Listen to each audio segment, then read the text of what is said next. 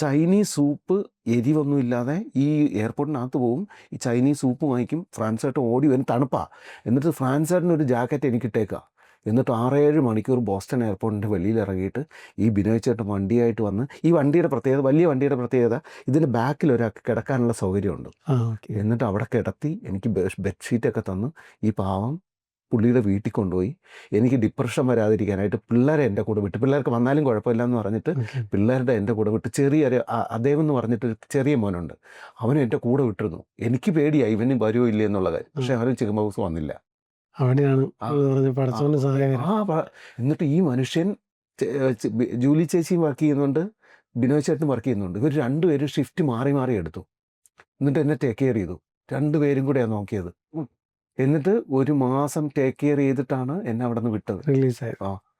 അപ്പോൾ